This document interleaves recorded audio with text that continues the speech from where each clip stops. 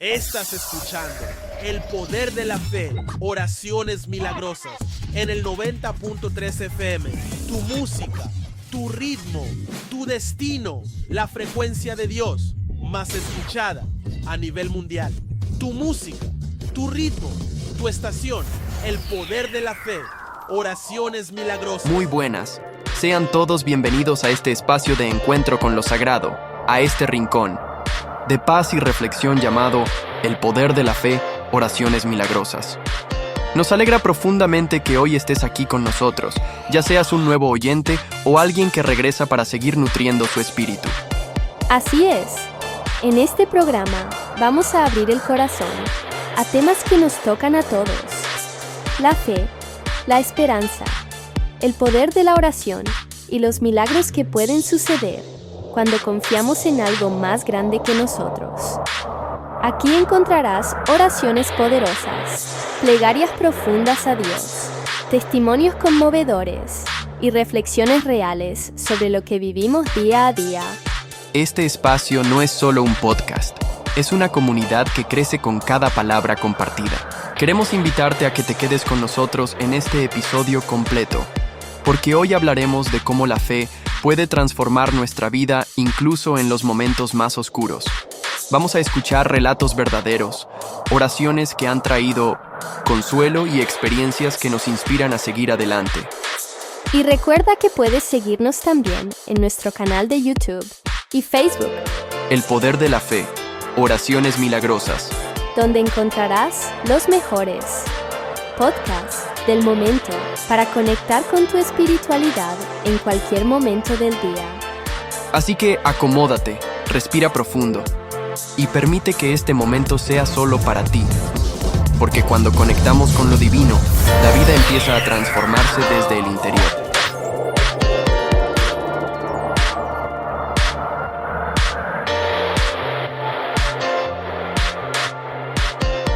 ¿Qué onda? Bienvenidos. Hoy vamos a sumergirnos en unas fuentes que exploran algo bien interesante: la influencia espiritual de una madre.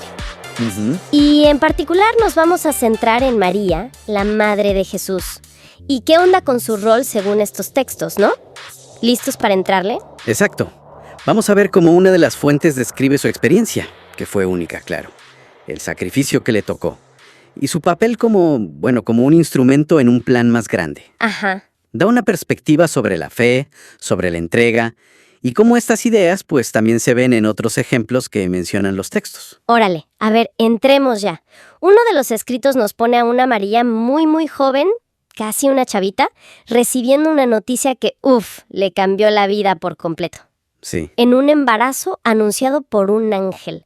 Hay que imaginarse el shock personal y social, ¿no? Claro, totalmente. La fuente hasta menciona la reacción de José, su prometido, que pensó en dejarla, pero calladito.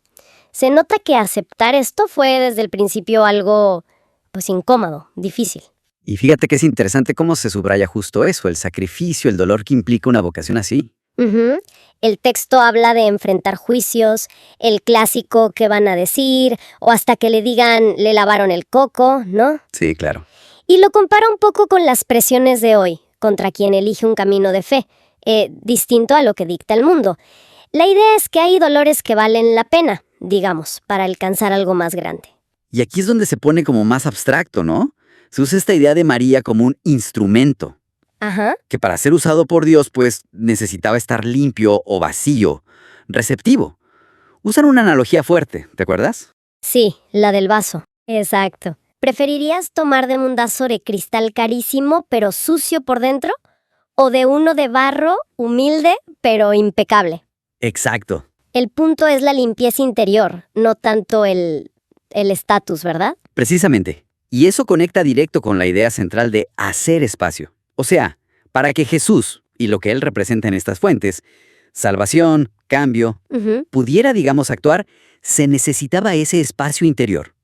¿Implica un menguar, como decía Juan el Bautista según los textos? Menguar, o sea, hacerse chiquito. Algo así, quitar lo que estorba, el ego, las prioridades del mundo, para que Él pueda crecer en uno. Es un contraste fuerte con el mundo que siempre busca más.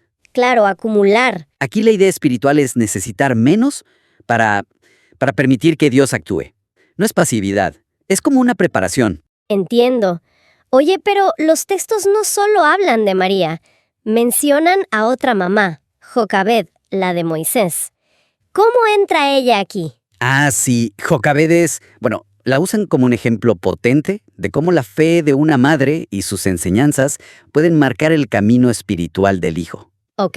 La fuente destaca no solo su fe al esconder a Moisés bebé, que era un riesgo enorme, Sí. sino cómo, en el poquito tiempo que lo tuvo, le metió una identidad, unas convicciones tan fuertes, que años después, eso lo llevó a tomar decisiones súper radicales. ¿Cómo cuáles? Pues rechazar ser príncipe de Egipto y elegir ponerse del lado de su pueblo, los hebreos oprimidos. Es un ejemplo claro de cómo esa crianza en la fe, digamos, forjó su carácter. Entendido.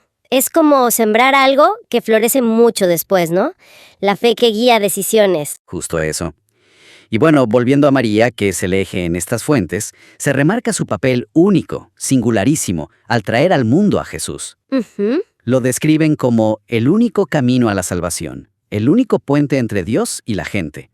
Y algo que recalcan mucho es que esa salvación no es por obras, ni por ir a tal iglesia, ni por ser buena gente. Entonces, ¿por qué es? Es por la fe personal en Jesús y en su sacrificio.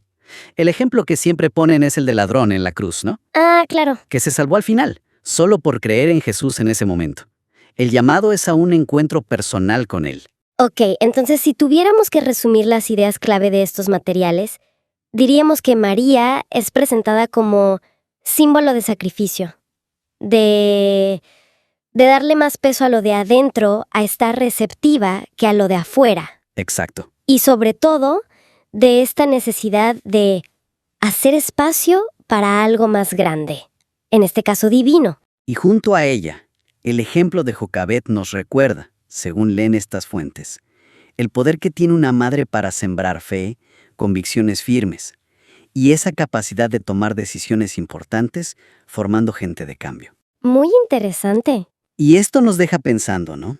Quizá una pregunta para reflexionar. A ver. Más allá del contexto religioso de las fuentes, ¿qué podría significar hoy, para quien sea, eso de hacer espacio?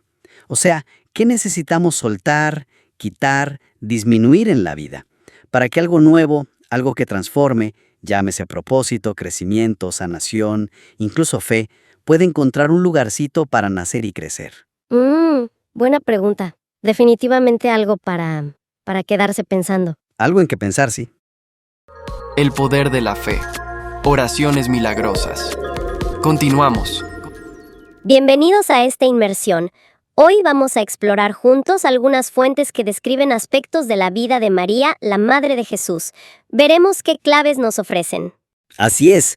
La idea es extraer los puntos esenciales, ¿no? Su juventud, el anuncio divino, los desafíos que se mencionan. Y bueno, su rol como instrumento. Analizar cómo la presentan estas narrativas. Perfecto. Pues entremos en materia. Un punto clave, es la anunciación. Las fuentes coinciden en que María era muy, muy joven. Quizás unos 14 años, ¿te imaginas? Cuando se le anuncia que dará a luz al Salvador. Sí, y un detalle crucial que subrayan es que el embarazo sería obra del Espíritu Santo. La reacción que describen de María es, pues, muy humana, ¿no? Una duda inicial. Claro, eso de ¿cómo será esto? Pues no conozco varón. Es lógico que preguntara. Exacto. Dada su condición y, bueno, las circunstancias. La respuesta que le dan es que sería por una intervención divina directa. Y fíjate, esa duda inicial como que la hace más cercana, ¿no? No es una aceptación así ciega y ya. Y justo después entra José. Lo describen como un hombre justo. Ajá. Que podríamos entender como, bueno, alguien recto según la ley, pero quizás también compasivo, ¿no? Sí, eso parece. Porque como hombre justo, al saber del embarazo, pues su primera reacción, según estos textos, es seguir la ley. O sea, el divorcio. Pero, y aquí está lo interesante, su compasión o esa rectitud profunda lo lleva a querer hacerlo en secreto, para no exponerla, digamos, a la vergüenza pública o a cosas peores. Y de nuevo otra vez, una intervención divina. es un patrón que marcan las fuentes. Precisamente. Se le aparece un ángel a José en sueños y le revela la verdad que el niño es obra del Espíritu Santo. Y eso lo cambia todo para él. Totalmente. Eso, según se narra, es lo que hace que cambie de opinión. Acepta a María, protege al niño, se alinee con el plan divino, pues, a pesar de lo que pudiera pensar la gente. Claro. Y esa decisión de José y la de María antes nos lleva a otro tema fuerte en estas fuentes, el sacrificio. Aceptar esta misión, pues tuvo un costo personal enorme para ambos, ¿verdad? Hablan de incomodidad. Sí, y no solo la incomodidad física del embarazo, que es obvia, sino también la social. O sea, el riesgo de que los juzgaran, de ser malinterpretados. De ir contra la corriente, como dicen. Exacto, contra la corriente del mundo. Lo describen como un gran sacrificio, ¿eh? Incluso lo llaman doloroso. Aunque luego ponen el matiz de que hay dolor que vale la pena. Implica renunciar a una vida normal, digamos. Claro, a lo predecible. Y esa idea del dolor que vale la pena sugiere que el propósito era más grande que la dificultad personal. Y ahí conectamos con su rol fundamental, ¿no? El de ser instrumento de Dios. Correcto. El énfasis que ponen es que ella fue el medio elegido para que naciera Jesús y a través de él llegara la salvación. Y para ese rol, las fuentes destacan dos cosas como esenciales: su virginidad y su pureza. Sí, me llamó mucho la atención esa analogía que usan, la de preferir un vaso de barro limpio a un cristal sucio. Es una imagen potente, ¿verdad? Mucho. Sugiere que la disposición interna, la limpieza de corazón, era más importante que la apariencia o el estatus. Exactamente. Subraya que la utilidad para el propósito divino, desde la óptica de estos textos, claro, no depende del valor material, cristal contra barro, sino de la pureza interior, de la disponibilidad. Ser un vaso limpio, pues, listo para ser llenado. Y esa idea del vaso limpio se diga directo con otro concepto que resaltan mucho, la necesidad de vaciarse, de abrir espacio para que Jesús o lo divino pudiera actuar. Exactamente. Incluso citan a Juan el Bautista como ejemplo de esa actitud. Eso de es necesario que yo mengüe para que él crezca. ¿Qué implicaría? Limpiar la propia vida. Así lo interpretan las fuentes, sí. Como una limpieza activa de lo que uno considera que estorba o que no agrada a Dios, digamos, para permitir que Él obre. María, con su aceptación, con su entrega, pues ejemplifica ese abrir espacio de una forma radical. Y remarcan que esa apertura fue atuncial, porque según la visión de estas fuentes, la salvación viene solo por Jesús, el único mediador. Ajá. Y María fue el instrumento indispensable que hizo posible su venida al mundo. Esa es la conexión que establecen, sí. Su disposición y su pureza al abrir espacio fueron como la condición necesaria para que ese plan divino de salvación, centrado en Jesús, se pusiera en marcha, a través de ella. Entonces, resumiendo un poco lo que hemos visto en estas fuentes, nos pintan a María como una figura muy joven que enfrenta un llamado, pues, extraordinario, ¿no? Sí, totalmente fuera de lo común. Y que acepta, pero con sacrificios personales muy importantes. La presentan como un instrumento elegido, destacando su pureza y sobre todo esa disposición a hacerse a un lado, a menguar. Sí, el hilo conductor parece ser esa mezcla de pureza interna y una voluntad activa de abrir espacio, de vaciarse de sí misma para permitir que se cumpla un propósito divino que la trasciende. Esas son las condiciones que las fuentes ven como clave para su rol. Y nos deja una reflexión interesante, ¿no?, que surge de estos textos.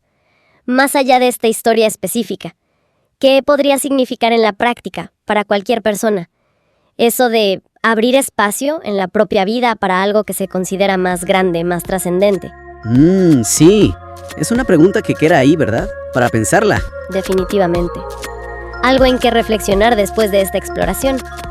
Pues gracias por acompañarnos en este clavado a las fuentes. Estuvo interesante. Sí, muy interesante. Nos escuchamos en la próxima. Familia de la Fe. Hemos llegado al final de esta emisión de El Poder de la Fe, Oraciones Milagrosas. Pero nuestro camino juntos no termina aquí. Recuerda que cada palabra, cada plegaria y cada testimonio compartido es una semilla de esperanza que puede florecer en tu vida. Gracias por dejarnos entrar a tu hogar, a tu corazón y a tu espíritu. Nos llena de alegría caminar contigo En este sendero de luz y espiritualidad, te invitamos a que nos sigas acompañando cada semana en este espacio de reflexión, oración y encuentro con Dios. No te vayas sin hacer lo siguiente. Comparte este programa con alguien que lo necesite. Dale me gusta si tocó tu corazón. Síguenos en nuestras redes sociales.